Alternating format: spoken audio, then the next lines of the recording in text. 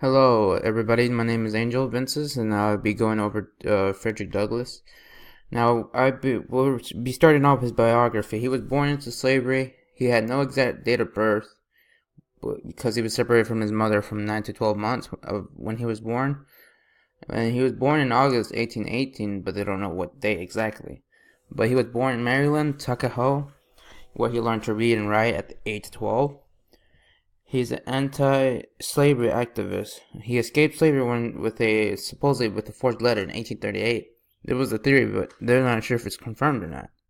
And I checked everywhere on the internet to make sure, because they said that he escaped with the letter, but I really don't know. I don't know if it's accurate or not. He was also a women's rights activist, which we'll talk about later. He died on February 20th, 1895.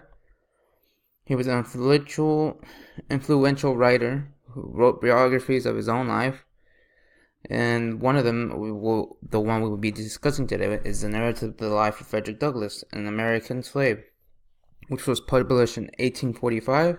He gave speeches all over the Northeast of America, an America of abolition, which he opened an anti-slavery newspaper called the North Star. He was an activist to support a woman's right, which helped him. And when he was trying to run for president in 1872, which he was the first African American to run for it, and he was an important key role during this time at the end of the Civil War. Now, this book was very big, and I just got the most important facts as like I can. So he was born into slavery in 1818. Likewise, slaves did not know where they were actually born in. And a few months after that, he was separated from his mother, who was Harriet Bailey, which his real name is Frederick Bailey, but he later changed it, which we'll talk about at the end of this biography. He knew his father was a white man, who was Captain Anthony, who worked for Colonel Lloyd, which was his slave owner. And Lloyd is a rich man who owned the plantation, who owned almost hundreds of slaves. And he mistreated him very wrong. And at the age of 8, he was bought by Captain Anthony's son-in-law brother, which was Hugh Auld, who lived in Baltimore, where slaves were much more freedom. And when Douglass enjoyed his time there, and onto which the cities he had they felt less cruel to people who were not slaves, and he felt that it appealed to him more. Until living there, Sophia Auld, which is the wife of Hugh, who taught him how to read, but was later stopped by Hugh, because he believes that slaves are unmanageable, and he believed that they weren't going to be treated respectably like whites were, and she later she lost her kindness towards slaves and treated them wrong, just like Hugh was. And keep this in mind, he started learning about cruelty of slavery when he learned how to read. And he started to learn how to plan anti-slavery movements. And he started to experience what abolitionism was during this time, and he tried to plan an escape to the North. And when the captain dies, the rest of his family dies, not Douglass, Captain Anthony's family, and Douglass is taken back to Thomas Auld, who was Captain Anthony's son-in-law. And Thomas Auld is a harsher owner, which until he had a rough time, because supposedly Thomas Auld rinsed him off to other people because he was supposedly unmanageable to work. And he is known for breaking slaves, who he was sold to, which was Edward Quinvay. And he had to work there for a whole year, but in 6 months, he had no interest in learning about freedom. He had only time to rest from the wounds he had and exhaustion. And upon this, he basically fought for 2 hours with a cowboy, which is the guy who rented him for an hour. Not for an hour, for a whole year, and fought with him for 2 hours, and he lost, but he was never beaten again, which that inspired him to read more upon abolitionists. And after his years with Cowboy, he returned with he was next rented by William Freeland for 2 years, and Freeland is a calm owner as well as which has inspired Douglas to escape as well.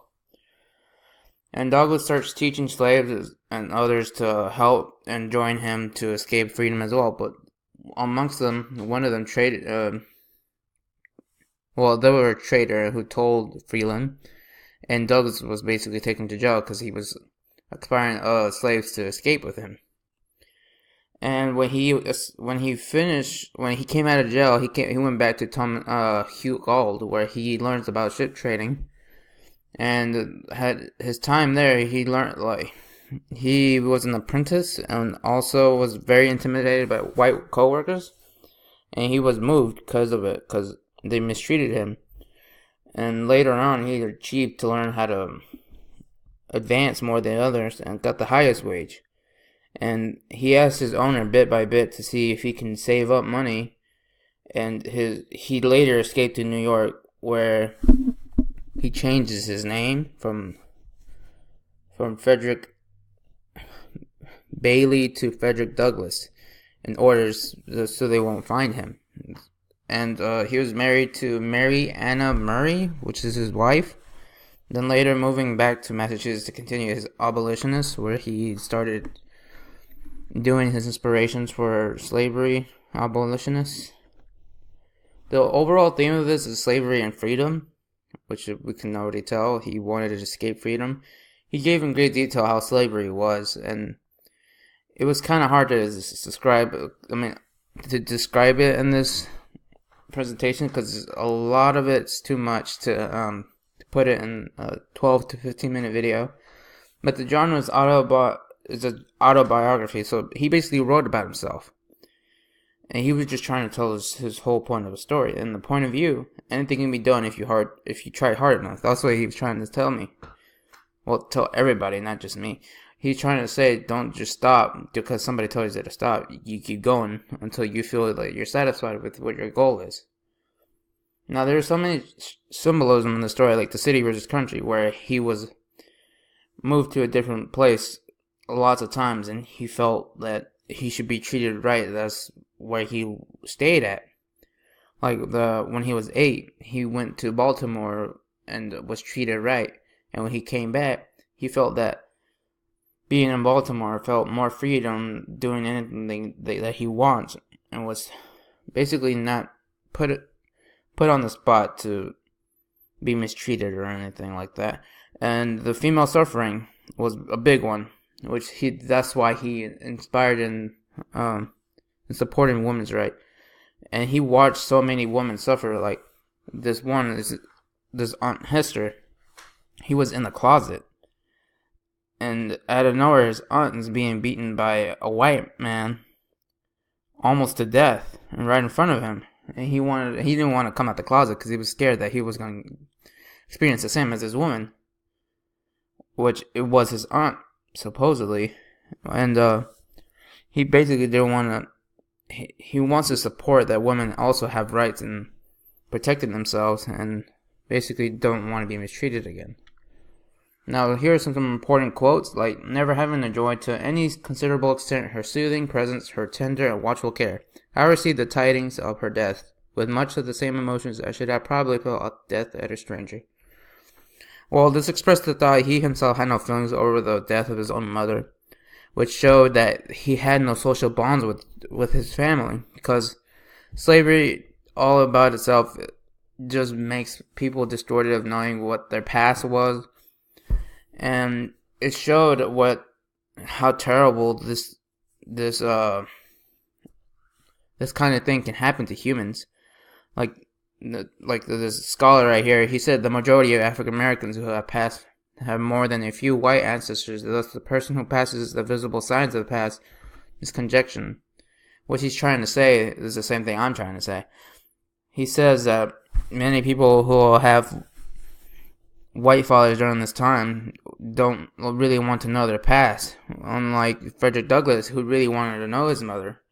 He really did want to know his past. It's just that he had no freedom into knowing what his mother was, or who she was, or what she did for a living, which we already knew. She basically was a slave, But still, he wanted to have a social bond with her, which shows us how cruel it is to have slavery.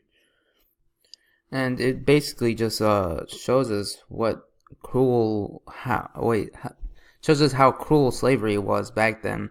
They did not give us any bond towards having a real family, which shows many how it affected America and how we seen each other. And basically it shows what different it was to live during that time. And basically I'm trying to say is that we are very different from the past, and we are very lucky that we have changed from how we used to live in. Now on to the next quote. I look upon my departure from Colonial Lloyd's plantation as one of the most interesting events of my life. It is possible and even quite probable that but for the mere circumstances of being removed from the plantation to Baltimore, I should have day to day, instead of being here seated by my own table in the enjoyment of freedom and the happiness of home, writing the narrative, been confined in the galleys chains of slavery. Which he says here, he's basically trying to say when he was moved from Baltimore, he felt that he had when he moved from Lloyd's plantation to Baltimore, he felt that he can sit at his own table, enjoying freedom, and basically he doesn't feel chains of slavery. Like it feels like he took off weight off of him, like stress. He had no stress over when he was by himself, but yet when he moved back, he felt that the chains came back and he had no freedom. And on this famous quotes here from scholars, he rewrites that identity to fit the dominant culture's norm, despite the fact that these norms tend to conflict with his or her own experiences during and after slavery. Well, this is true. He actually felt the change and how moving from one place to another in the same area can show the difference on how one person treats another.